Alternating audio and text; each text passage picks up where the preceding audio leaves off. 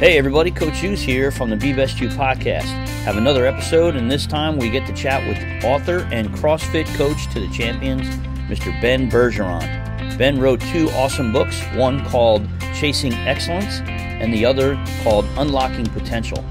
Hope you enjoy. Hey everybody, Coach Hughes here from the Be Best You podcast. Again, the idea is in order to lead others, you have to be the best version of yourself. Again, nobody's going to follow a mess. I don't add that to the tagline. And I'm really excited to have on the podcast today is Ben Bergeron. Am I pronouncing that correct, first of all? Yeah, you nailed it. All right, okay. And how I found out about Ben was I listened to a gentleman by the name Brian Johnston, and I think he actually did an interview with you for Optimize. I don't know if you remember that. You probably talked to a lot of people. And during my walks in between my classes, I came across your book, Chasing Excellence. And I got to about a mile and a half into my walk, and I wanted to come run back. I have a fake knee, so I wasn't able to do that, but run back and tell everybody about it.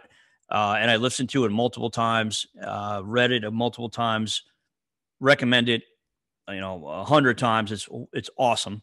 And then you came out with another book called Unlocking Potential. Let me show everybody these books real quick because they will see that. These are the two books here.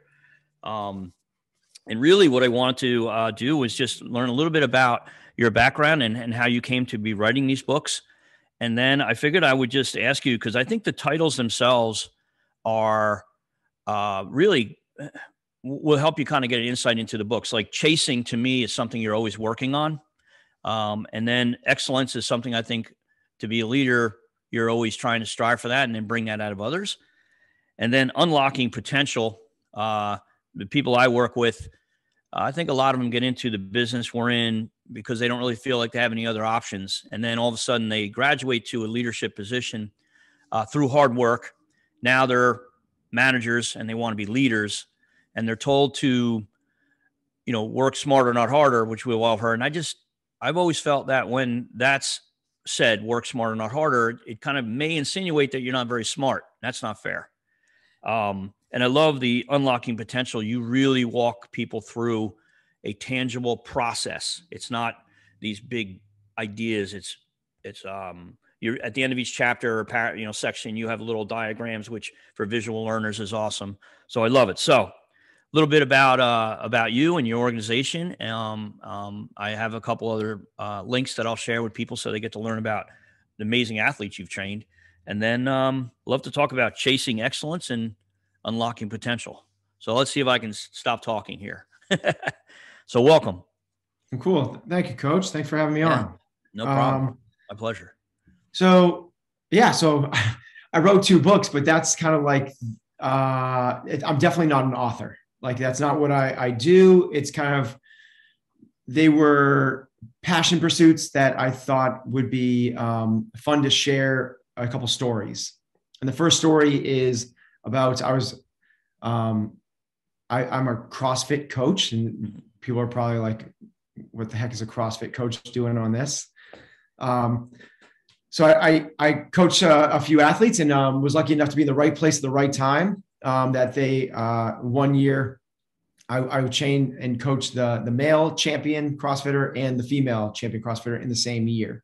Yeah. I'd worked with a bunch of the high level athletes, and we'd won it on a team level. I'd won it with some of the age groupers before, and I've won it since with an individual, but that was kind of the big year. So yeah, I wrote a story about that. And the story basically talks about exactly as you mentioned, this pursuit, the chase of trying to do something really special. And I think it has the opportunity to resonate with people, whether they are athletes, whether they're business people, because the lessons there are applicable across multiple domains. Mm-hmm. And it's a systematic approach to how to do something really cool, which basically that approach is like any sort of pyramid. It's like, what is the most important base foundational level that we want to do?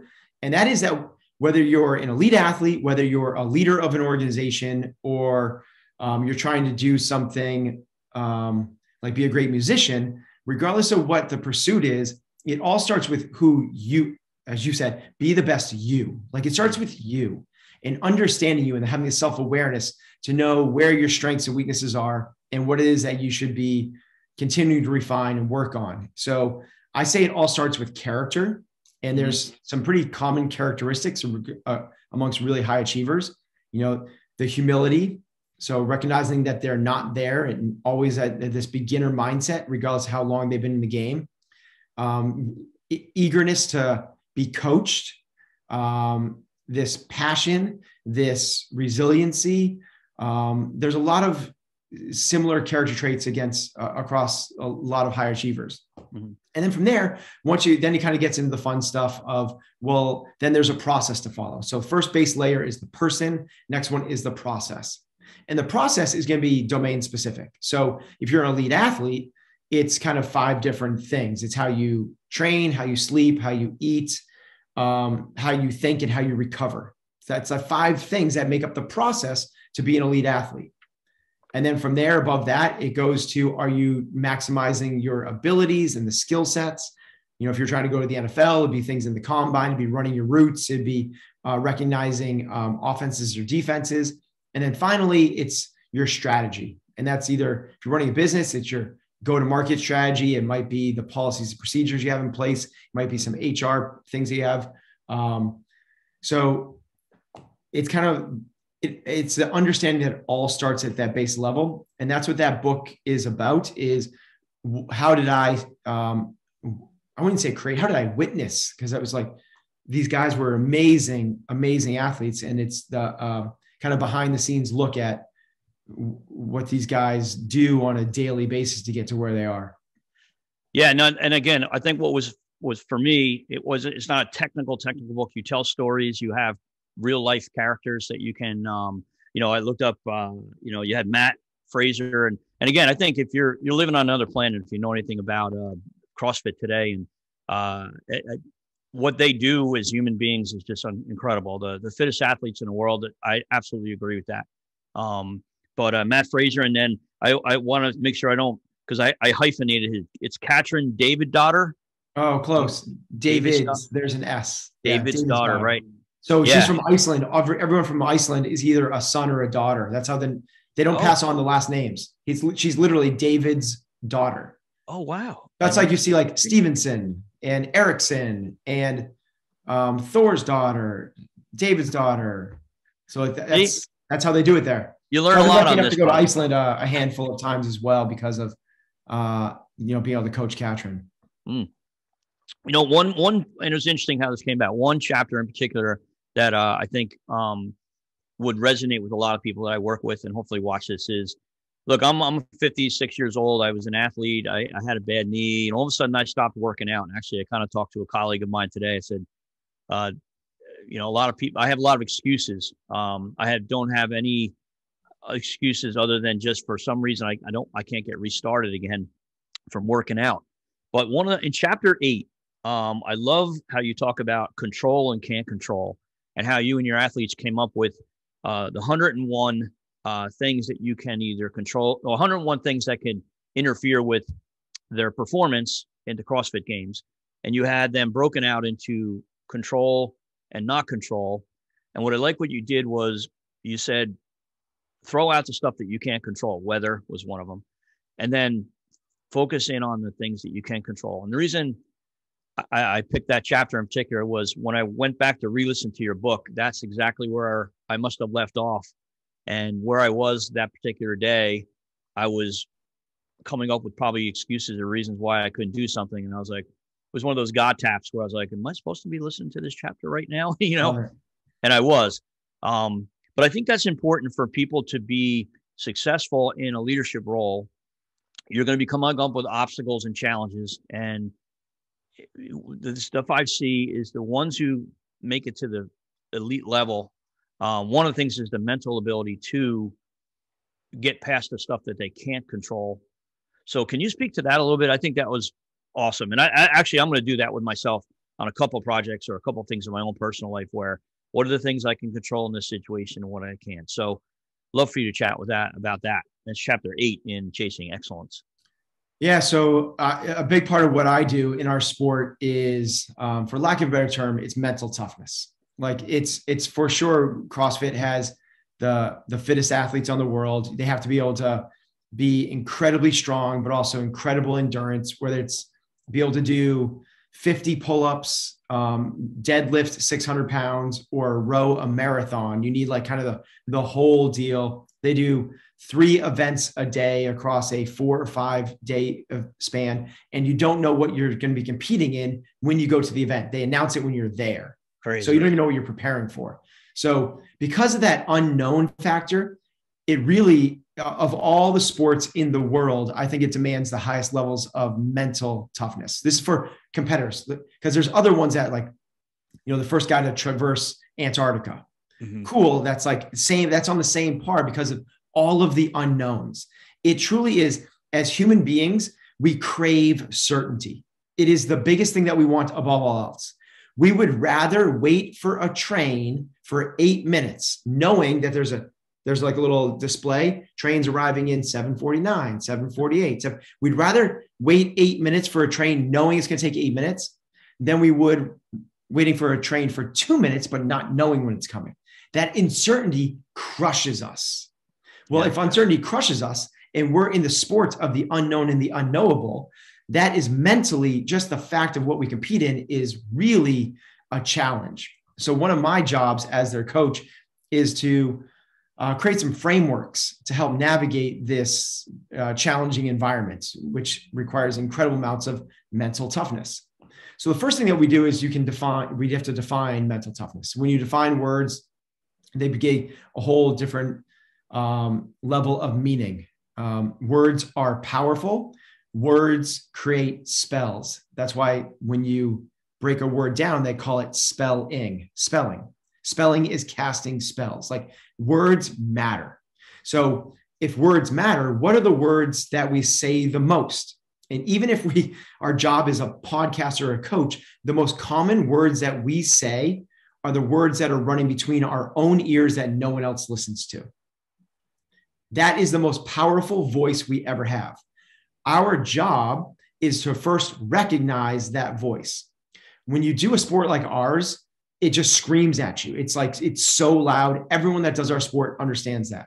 But what's really interesting is there's a big population of that doesn't even understand there's a voice in their heads.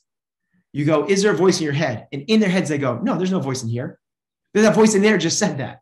Like, everyone has a voice, a constant stream of thought running through their heads. That voice is going to do one of 3 things. It's either going to problem solve. This is what thoughts do. Thoughts are there for problem solving. Awesome. Super productive. Employee didn't come into work today. Okay. As a manager, what do I need to do? Start problem solving, get going, right? The second thing it does is it focuses. So maybe somebody right now is listening to this and they're just really focused on this. Awesome. Your thoughts can focus you. That's amazing. But your thoughts, that voice in your head, does a third thing, which is not very productive. It's kind of like a glitch in the matrix. And that is that if it's not focused or problem solving, it's going to create incessant chatter. And that chatter usually leads to complaining. Because what ends up happening is it's going to chatter about things that are outside of your control. If they're inside your control, you can focus on it and problem solve. That's it's in your control. Like, what should I wear today? Like, if you're not going to be like, I'm going to put on a sweatshirt. I'm wearing a sweatshirt right now. Okay, cool. It goes on. Like, and I'm done. Like, it's over. And I'm not, but if it's something like, let's take that first example I used of employee doesn't come to work today. Right. If you're productive and recognize what it is you can control and what you can't control, you can focus and be productive, right? Problem solving. If you don't, you're going to whine, complain, or make excuses. People complain because it gives them a sense of control over uncertain, uncontrollable things. People complain about the weather because you have no control over the weather. And recognize how powerful that is. Your words cast spells. There's this thing called the reticular activation system, meaning that what you focus on, you will see more of. So coach is going to go buy a new car. He's thinking about buying a new Ford F-150, hopefully in black. What does he see? How close am I? That's my car. Okay. There you go. Oh my God, that's wild, right? Perfect. Yeah. Yes. Can profile you. So what you see as you're going to get your new car, you're going to see F-150s on the road all the time, particularly black ones. They were always on the road. You just weren't paying attention to them. It's part of our survival mechanism built into our evolutionary DNA. You want to be focusing on certain things because whether it's like, oh, I need to forage for food, boom, like let's find food. You see more of it. But the problem is we are not truly problem solving. So the mind runs amok and goes off of this big distracted thing, which now we're focusing on things we don't have control over. So what do we see more of? More things we don't have control over. So what do? We complain more to try and gain control over it. And it's this terrible, terrible downward spiral. Yeah. So if employee doesn't show up to work today and I'm his manager, instead of going like, God, I can't believe he didn't show up today. God, that guy sucks. He's so unreliable. Oh my God. Now, like, what am I going to do? This is terrible. And you start complaining about it over and over and over again, instead of going like, okay, do I have control over him coming to work or not today? No, I don't. If you don't have control over it, it's off the table. Now, what do I have control over? What I have control over is how I respond, not overreact. Very different words. Respond is the way a professional would act. It's something you're going to be left with pride. It's calculated. It's thoughtful. It's based off of values. Reacting is emotional. It's impulsive. You're going to be left with regret. It's the way amateurs act. So what I want to do is recognize that I don't want to be reactive here. Okay, employee's not here. I'm done. Like, okay, he's not here. What's the next step? What's the thing I actually do control? Well, I have to find the replacement. Okay, what am I going to do? Am I going to fill in? Okay, or am I going to find someone else to fill in? And you start working through the things that you actually have control over. This makes you a productive, you fill in the blank, athlete, manager, boss, member of society, dad, whatever it is. So you're getting ready for work that day. You're about to give a big presentation to whatever, the other franchise owners, the board of directors, your entire community. Right. Big presentation. And while you're having breakfast, your 7-year-old spills your coffee on you. So what do you not have control over? The coffee that was spilled. Like move past, like you got to start to learn that these are triggers. And what triggers are doing is causing emotional responses. Emotional responses will not lead to where you want to be. So instead of going like, gosh darn it, little Jimmy, I can't believe you spilled the coffee again. And you go on this tirade. Now Jimmy's more upset. You haven't fixed anything. Your day is ruined. You're going to be later. Instead, coffee spills. What do you have to, like, the right thing to do then is go like, Jimmy, it's okay. It happens. And what do? Walk upstairs, change your outfit. Like, boom, that's what you have control over and move forward. Instead, what most people do is an uncontrollable event happens and they just kind of keep on running it through their head again and again, playing the victim mindset. They go, I can't believe Jimmy spilled the coffee. Like he always spills the coffee. That kid's got to get more control. And and the reason you're driving to work and I can't believe I'm late to work. And now I'm stuck and you get to a red light and you're like, God, I can't believe and now the whole day spins out of control because of Johnny, Jimmy, or whatever I named him, spilled your coffee. We have to understand the serenity prayer, right? It's like it's mindset 101. God grant me, I'm going to butcher it because I don't even know it, but God grant me the gift of recognizing what it is I have control over and the wisdom to let go of the things I don't and the courage to take action on things I do. That's a horrific paraphrasing of it, but the gist is there. Yeah. So to me, like this is like mindset 101 until you understand what it is you have control over and what you don't. We really can't move forward productively in any role we have in society. Then the next part is that from that awareness is taking action, because a lot of people then recognize it, but they still don't do anything about it. If you don't like where people complain about their weather all the time. I live in the Northeast. Yeah. Complain about the Northeast weather. And rightfully so. It's 9 degrees outside right now. And the summer, it's 109 with 100% humidity. It's like we have the worst of both. Yeah. Fall is beautiful. It's amazing. But besides that, the weather up here is a challenge. And notice I use a challenge, not it sucks, it's terrible. It's a challenge, something you have to navigate. But if you don't like it that much, you're not a tree. You have control over it. Move, like, right? You can move. Like, so to me, this is the biggest thing that people need to do, just to kind of like take control of their lives. People will say like, well, I don't have the ultimate control over my life because that's so many different factors that play into it. Yeah, but I think you're giving up too much there. Like, you're not a prisoner of war. Like, it's not like someone's like really controlling you. You have more control than you think. People are like, well, my employees suck. Like I'm a manager and like, gosh, I have a bunch of people that are just trying to get a paycheck. Yeah. Take ownership.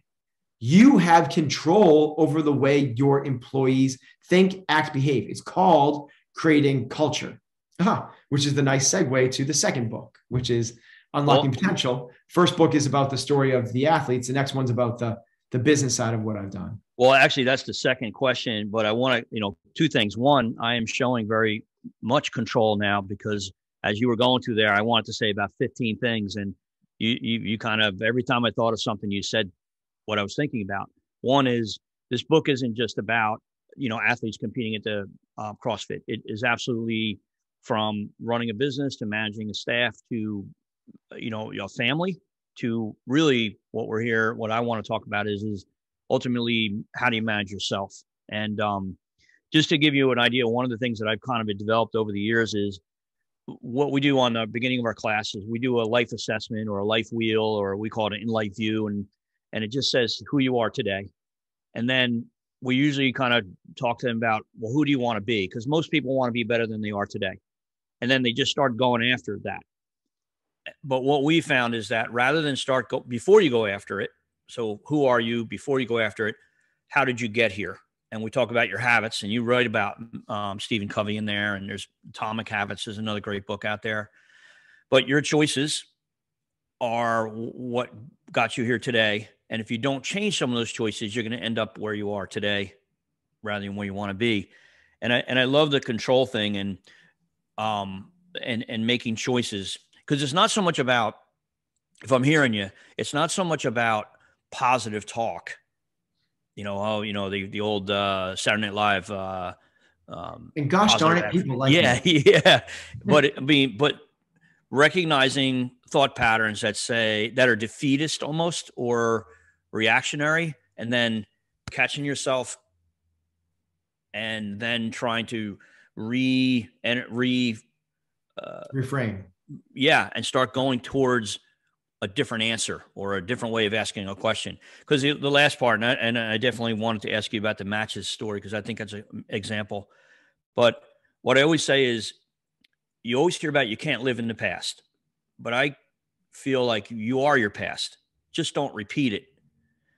And at that point, it's a choice, because excuses are really a choice. And I think that control thing, and it's not, again, just for a project, it's for your life. But can you, before we go into the second book, because that's what I picked, was culture, was the chapter I picked out of your second book. Can you just kind of share the matches story? That really resonated with me about control and not control. Yeah. In terms of, So it's an analogy, which is that it's an analogy that you basically, every thought that you have, it takes energy, it takes focus. And actually what's literally happening is you are burning calories by thinking. It's kind of like the reason if you get done studying for an exam for 6 hours, you're exhausted afterwards. Mm-hmm. Or if you're flying a fighter jet, like there's so much focus in that it's tiring. You've been sitting down in both those instances. You shouldn't be tired, but it's exhausting to have your mind go. And basically everything that you do is going to burn up a resource. And the analogy we give is like everything you do is burning up matches, and you only have a finite number of matches to burn every day. So are you going to be burning up those matches over things that ultimately you have no control over? Which means that you're just burning up matches and like throwing them away. Like they don't get to do anything, as opposed to you could be burning those matches and lighting a fire in that inspires you, moves you towards action, that creates productivity. Like, so what we want to do is make sure that we're not wasting our matchsticks, burning them up on things that are ultimately not going to do anything for us. Yeah, I think I was driving and I was listening to that, and I wanted to roll my window down and tell the guy next to me, like, and again, not just because I'm talking to you, but there was so many aha moments for me throughout the whole book,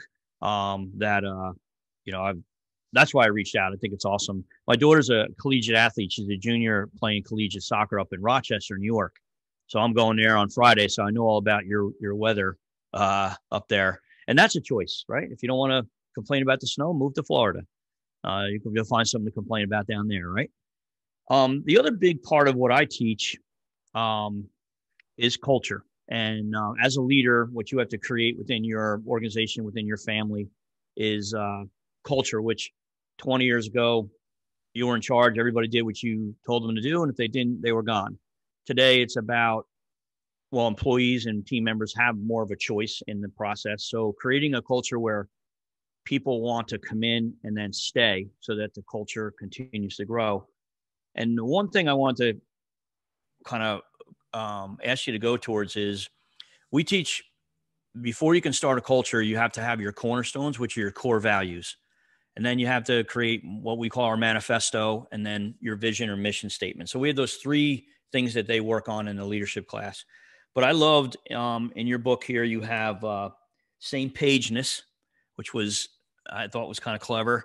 And then you talk about I'm not sure if they're your pillars or your three values, but you have humility, hunger, and people smarts. So again, I'm going to let you go. Hopefully that'll put you in the right direction. I think so. But the second book, again, Unlocking Potential, which again, if you take the titles and follow this, it very makes perfect sense. So bravo on following up on that. But yeah, culture. Explain a little bit of that, or your findings. So the saying is from Peter Drucker, one of the fathers of modern day management, is that culture will eat strategy for breakfast. So everyone likes to geek out about strategy. How should we set our pricing structure? What's our go-to-market? How are we going to get a bigger slice of the pie in the competitive landscape? But if you haven't established culture, and it's by established, there's this huge spectrum of crappy culture to phenomenal culture, you're really missing the mark, and you're going to leave so much, quote, potential on the table. Mm-hmm. And culture is essentially, whether you try to cultivate it intentionally or not, it's going to grow. So the analogy we use in the book is, you can either grow a garden, which is this beautiful, amazing thing that is exactly what you want it to be. There's going to be, whether it's a vegetable garden or a flower garden, it's this thing that you're so proud of, and it manifests exactly along with your vision. But to grow that takes a lot of intention. It takes a lot of intention and attention. It doesn't just happen. If you don't tend to it, it's going to be this crazy jungle of weeds and other stuff. You still have something growing. There still is this manifestation of plant life, but you didn't do anything to do it. So it kind of grew into its own way. And that's the difference between doing culture on purpose and letting culture just kind of create what it wants to create. And I don't want to, but I mean, it connects right back to control, because you can control the culture. And again, I love that if you connect the garden example to control and not control, right there, I mean, that's a perfect parallel to both books right there. So yeah. Absolutely. So one of the things so most people have heard kind of this thing like, okay, let's create cornerstones or core values. People are like, let's create a mission statement. And what they do is they do the business jargon checking boxes because they believe it's something that they need to do. Mm-hmm. To me, that is, from a leadership standpoint, more detrimental than not doing it at all. Because what you end up doing is you create inconsistencies. And leadership operates at the speed of trust. Trust is care plus consistency plus competency, those three C's.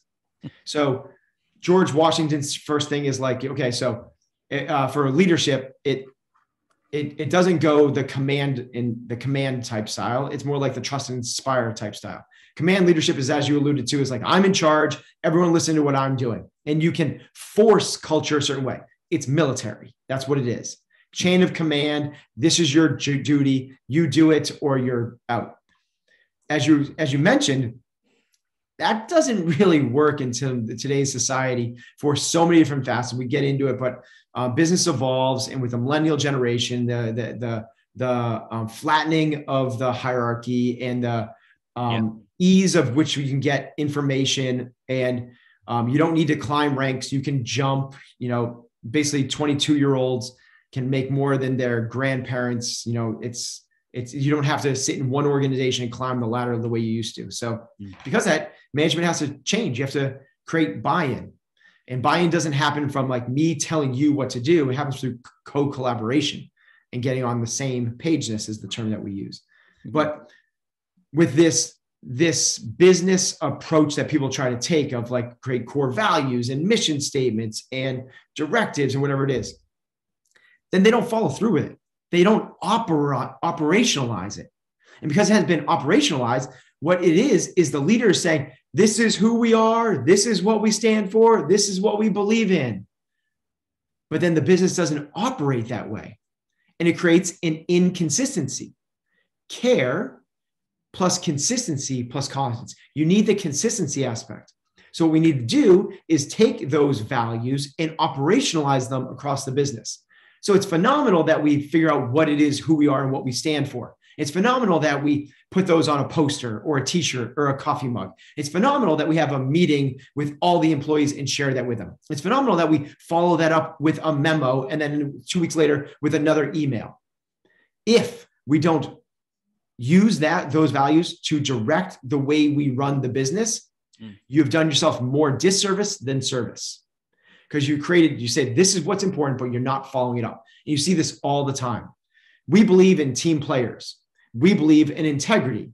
Yet you fire the people that aren't performers, but are great team players. And your Enron, who values people that are skirting the numbers. One of Enron's core values was integrity. Yeah.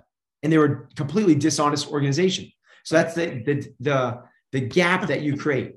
So then the question becomes, how do you operationalize them? And you put them into every single people process that you have. The way that you hire, the way that you fire, the way that you reward, and the way that you review people has to be done through the filter and prism of your value system.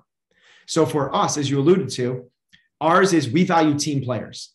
We want team players. We think it's the number one thing we're actually trying to do above anything else is create a really strong team, meaning like results to our customers. That comes at second to building a really strong team. So what are the character traits of a really strong teammate?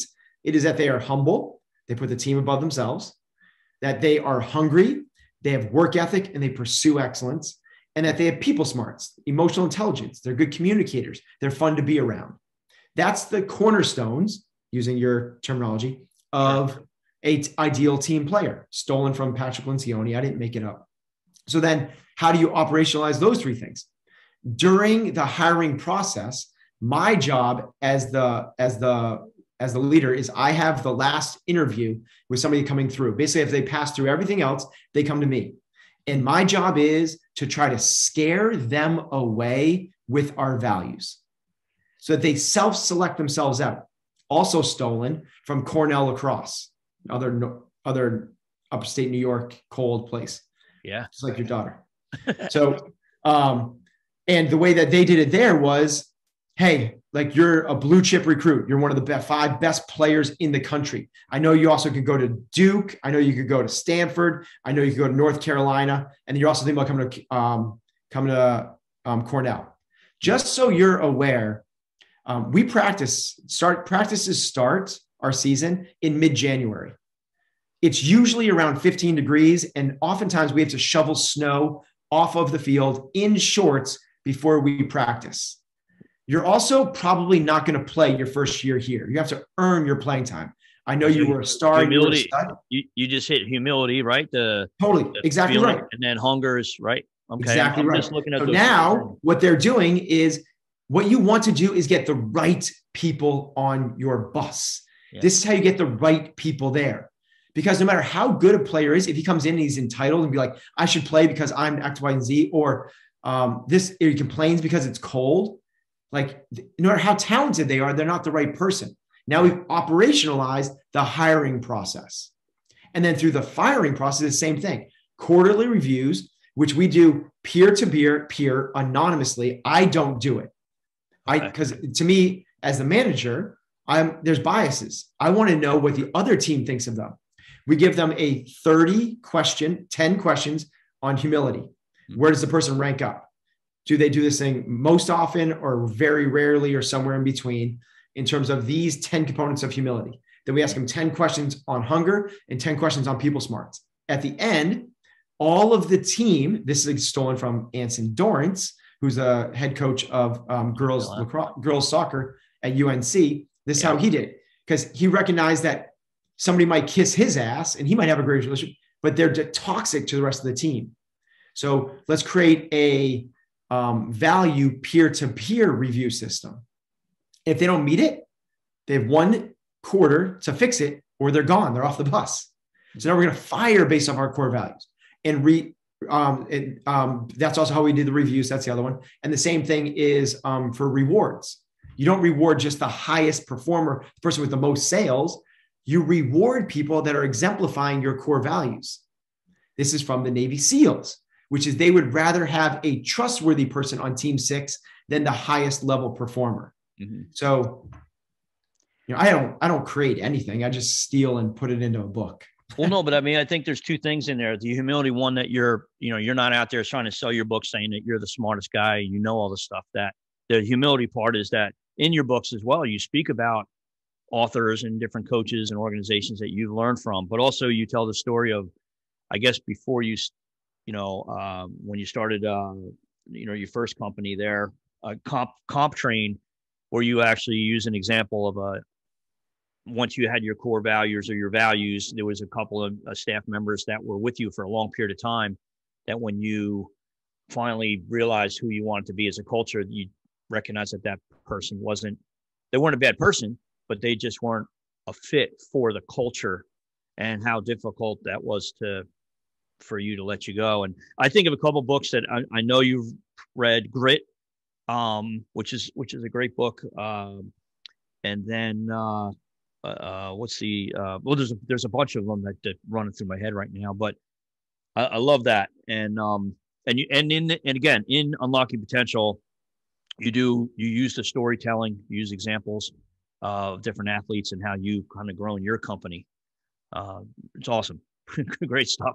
And 2, culture is that fuzzy thing that nobody really understands, but what you did a nice job, as well as what for anybody who's listening, is 1, you're not writing 20-page paragraphs. It's very simple, to the point, and you have some nice diagrams in there for all the visual learners in there that don't want to read the paragraphs, but you can see the pictures. I love that, because we see a lot of people don't want to read, but if you show them a picture, they get it. Energy Bus. Did you get to read that? John Gordon? Yeah, John Gordon. Yep. Yeah. I was able to interview him, which was a pretty cool honor. So I guess I don't want to keep you long, because I'm sure you have a ton of stuff going. But on a personal note, I'm, like I said, 56. I have a very comfortable life. I've built a career. I have a wonderful wife, best friend. I got 2 daughters. I have a son who's autism. He has autism. He's 22. Daughter that's a collegiate athlete. One of the things I read in some of the stuff in doing my research is that you don't mess around. You don't pull a lot of punches. So part of me was coming into this interview was like, I've been having a lot of excuses why I can't. I have every piece of equipment you can think of. I actually have a building behind my house. It's an indoor 800 square foot, almost a gym. I got my one knee replaced, but overcoming the mental barrier of getting started. What advice would you give me to stop coming up with excuses, other than say there are, no excuses? How do you get through that emotional mental block? Yeah, it's a great question. So as you said, like culture is this fuzzy, elusive thing. And because of that, people kind of pass it off as this thing that's just going to happen on its own. You can't, but what we will try to do is create a framework for it. And so we did in the book, is, as you said, with the graphs and the pictures. And at the end of the chapter, there's a framework for creating culture. Mm. Same thing with your mindset. There's a framework for your mindset. And right now it's this fuzzy, elusive thing. And you kind of can't figure out where you are, but you're like, I think I might be making some excuses. And once you understand the framework, mm-hmm. you gamify it and you try to move up to the next level. Yeah. So the lowest level, which nobody should be at, is the victim mindset, which is, I feel sorry for myself. You've given up complete control of your life and you feel like life is happening to you negatively on purpose. So the idea of like, woe is me, my knee hurts. Yeah. Sounds like a victim mindset. Yeah. Now, if it's not a victim mindset, it's at least level 2, which is the pessimist. Maybe it's not woe is me, but it's like, I kind of just like, this sucks. This is gonna be way harder. Where the pessimist thinks that the past was brighter than the future, which that's the definition of it's like the future is going to be not as good as the way it was. Things are negative. The glass is half empty.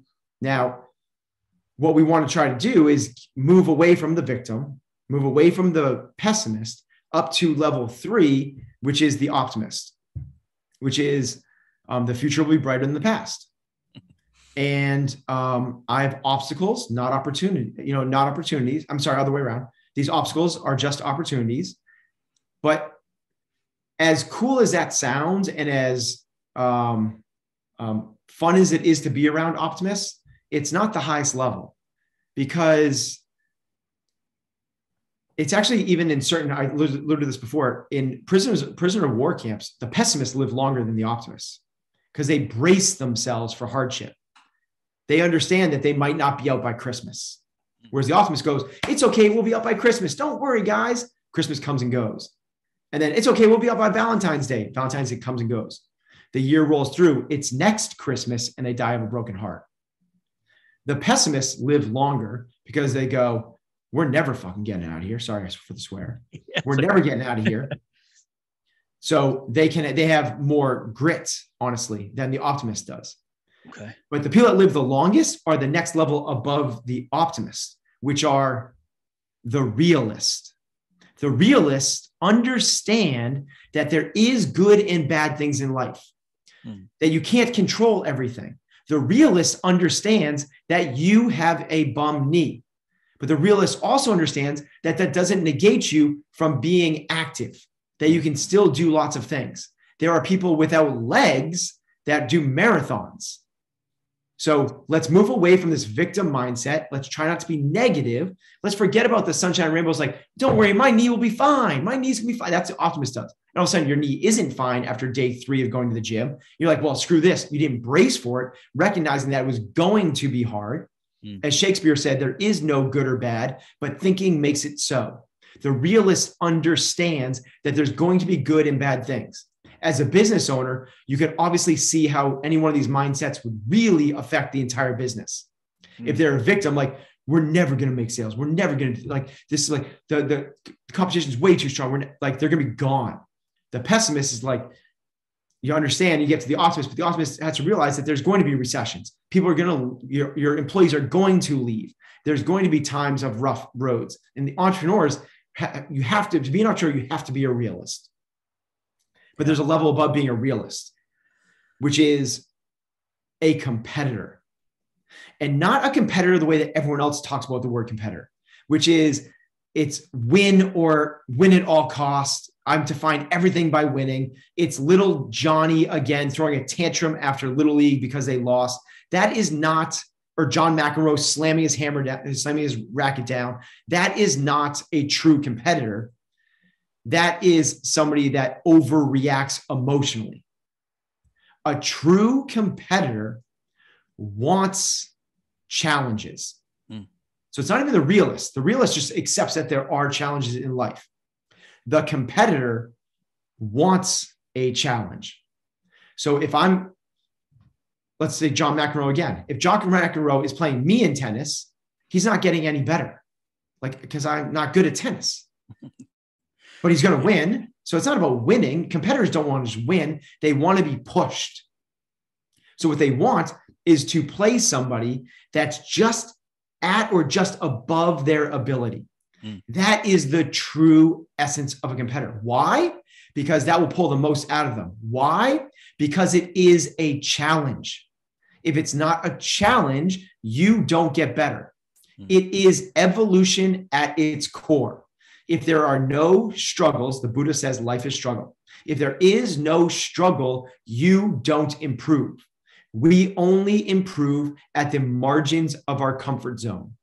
That margins of our comfort zone is where you start to lean into what's called the learning zone. Learning is adaptation. Learning is evolution.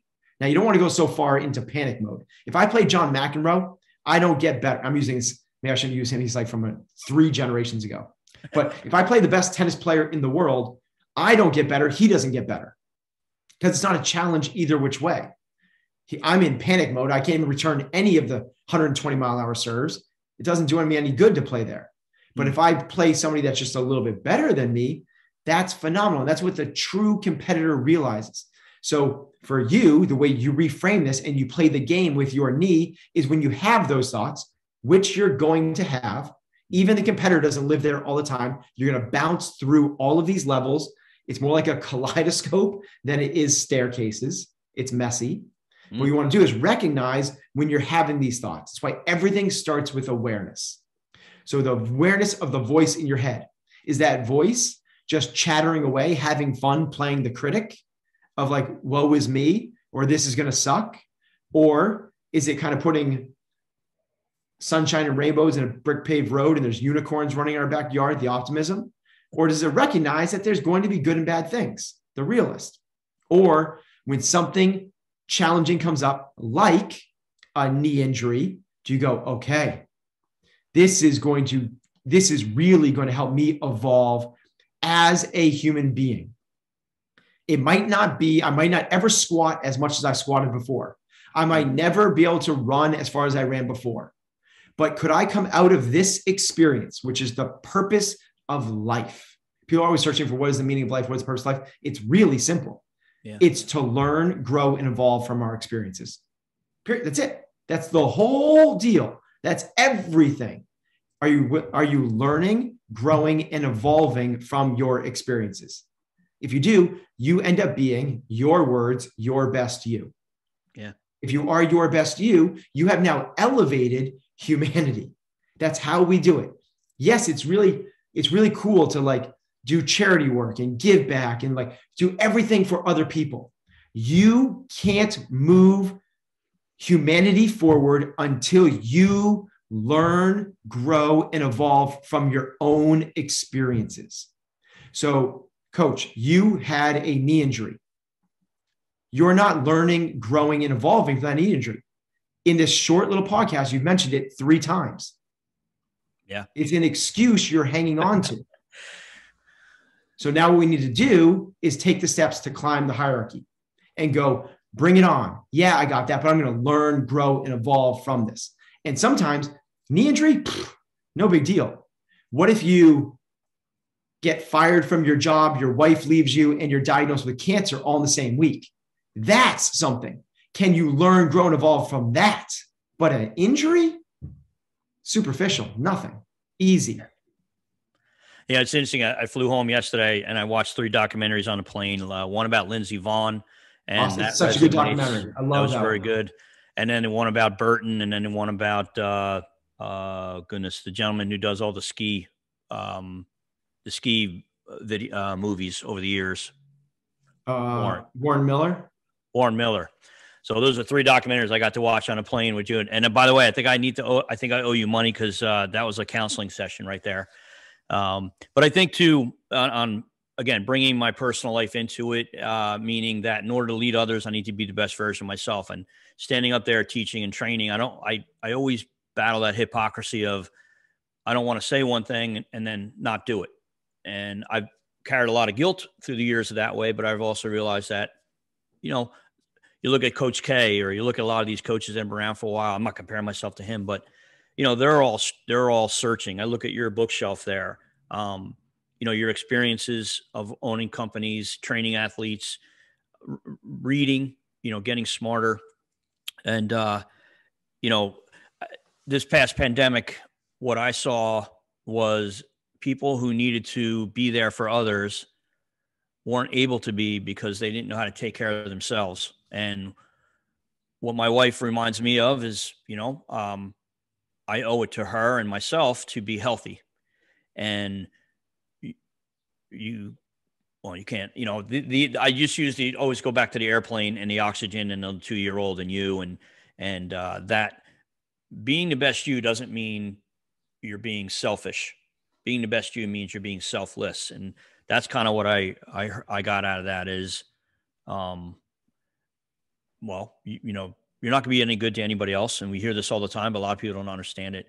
You can't be there or good to anybody else if you're not good to yourself. And that self-talk, you know, recognizing the words you use. I mean, that you said, I said that 3 times in our conversation. I mean, I don't think about that, but I will now. I will think about how many times I use that as an excuse. And I think I don't think I'm a victim, so I don't feel bad about that. But I definitely am between the, I feel like I'm between the pessimist and the optimist. So I got to figure out how to get to, yeah, and it's modal specific, and it'll change all the time. And you might be more pessimist with your knee, but with your business, you're a complete, maybe a realist or even competitor. So it's very modal specific, and it's not fixed. Just because you're here right now, which is what's so powerful in our work, is our events that we compete in are so challenging. They'll flip through all 5 of these things in 5 seconds. At 1 second, they're one, and then they bump down to another, and then they're up at another constantly. You know, in other sports, it might be like in football, it might be in a drive or a play or something like that. But very rarely does it happen like that fast. And so we can recognize this thing really quickly. I also love what you're just saying in terms of, you know, being there for others is selfless. It's not selfish. And I think that when we think about the things that we try to lean on in terms of being your best self, it is about going to the gym. It is about eating healthy. It is about going to bed early. It is about creating space for yourself to be able to, whatever it is, fill in the blank, walk in nature, meditate, journal, whatever those things are. And all those things at the surface level look selfish because you're doing it for you. But I think of it as very binary, meaning like it's either yes or no. Are you an asset or a liability? Now, if you are an asset, you can help other people. And my biggest fear and my biggest nightmare is that I turn into a liability for my family, which means when I'm 78 or 85, or you fill in the blank of the number that you want to, my family now needs to take care of me. Yeah. That's a liability. And it's going to happen mostly because of my health. But the health is not just about the gym. Your health is 5-faceted. It's how you train, how you eat, how you sleep, how you think, and how you connect. So what we need to do is make sure we're filling up all of those buckets, because some people just go to the gym, they fill that bucket all the way, but they're still completely sleep deprived because they're burning the candle at both ends too much. Right. Or they are really good at nutrition, but they have crappy relationships in their lives. These things it's not society's told us, because we've only caught on to 2 of these things. It's about how you exercise and how you eat. Those are 2 of them, but even together, they don't make up half of your health. You have to have all 5 of those things. Right. All 5 of those things together make up health. That's like saying well, I got some sugar and I got some chocolate chip cookies, so I can make chocolate chips, so I can make a cookie. No, you need eggs and you need flour and you need whatever else goes in a cookie. I don't know, water, milk. I don't even know what's in there, but you need 5 ingredients to make a cookie. Just like you need 5 things to make up your health. And in terms of being an asset, in terms of being there for other people, there is nothing more than your health. Because no matter how skilled you are at your job right now, if you lose your health, most likely you're going to lose that as well. Health basically is this imaginary ceiling. You can only go as high as your health. So if the health deteriorates, everything else is going to go with it. You know, and something I heard recently from a doctor friend of mine, he said, you might have heard this, you know, you spend your youth working and creating your wealth. And then when you don't take care of yourself, you spend your wealth to regain your health. Me was, you know, I used my body. I used to say, my knees are going to hurt later on, but I had great years of training for triathlons. I was a bicycle racer, playing basketball, and I'll be fine. I look back at that and I'm like, what the heck was I, what the hell? You know, I'm rusting. A good friend of mine uses that term all the time. But yeah, I mean, for the young guys that are on this, guys, you know, listen to what is being coached here. And that is, you know, take care of your body, be healthy, because later on you want to be there for yourself, but also the people that are in your life. Because it's, I hate being a negative Nelly. You know, we call it a dark cloud, you know, the one who's always, you know, complaining about the weather or my back hurts and, you know, so. Well, listen, I'm sure you're busy, crazy busy, and I'm telling you know, I'm super excited. I'm going to be going through these books a couple more times myself. When are you going to, are you going to be recording an audio version of Unlocking Potential? Is that something that is in the works or? Yes, but this is a really busy time of the, for me right now. We have the games coming up this summer. The qualification process starts next week. Okay. So the likelihood of it happening, it probably will not happen until this fall. Okay. But you can get the Chasing Excellence Audible as well. If you don't, not a reader, you know, no excuse, do it. But also Unlocking Potential as well. And check out the CrossFit Games. I love it. When it's on ESPN out there at Staples Center. Where's it going to be this year? Same place, Staples Center? No, it's in Madison, Wisconsin at the Alliant Energy Center. Okay. Okay. That's where it all started, correct? And no, it started in California. Okay. Okay. All right. And well, best of luck on your athletes and your business. And you know, one of the things I sent some information to our home office here. We're looking for a keynote and maybe some speakers at our next convention. But do you do any of that stuff? I don't want to. Do you do any keynotes or? Yep. Is it kind of hard to do that? Of those. Yeah. Okay.